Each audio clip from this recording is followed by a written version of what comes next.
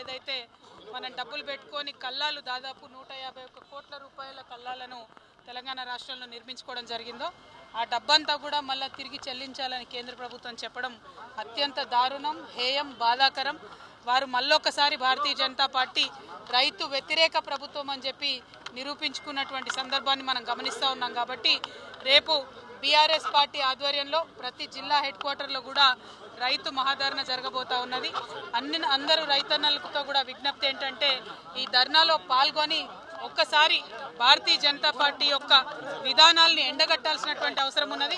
మన హక్కులు సాధించుకోవాలంటే ఖచ్చితంగా ధర్నా అనేటటువంటిది పెద్ద ఎత్తున జరగాల్సినటువంటి అవసరం ఉందని చెప్పి నేను ఈ సందర్భంగా మీ అందరినీ కోరుతా ఉన్నాను. అదేవిధంగా మరి చుక్కలెన్నున్నా చందమామ ఒక్కడే అన్నట్టు ఎన్ని పార్టీలు వచ్చినా ఏమొచ్చినా తెలంగాణలో కేసీఆర్ గారే మరి తెలంగాణ ప్రజల గుండెల్లో ఉండేటటువంటి వ్యక్తి.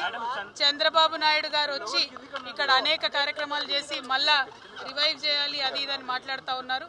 వారెవ్వరు కూడా తెలంగాణ ప్రజల శ్రేయస్సు కోరే పార్టీలు కాదనే విషయం తెలంగాణ ప్రజలందరికీ కూడా తెలుసు. కాబట్టి తెలంగాణ ప్రజలు సరైన నిర్ణయం సరైన సమయంలో తీసుకుంటారని చెప్పి నేను భావిస్తా ఉన్నాను.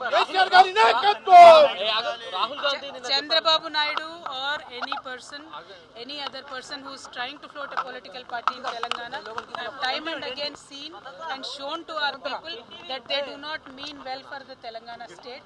Telangana people have rejected them earlier and they are going to reject them in future. Thank you so much. Rahul Gandhi కూడా చెప్తున్నారు ప్రాంతీయ పార్టీ వాళ్ళ బీజేపీ ఓడించడం సాధ్యం కాదు.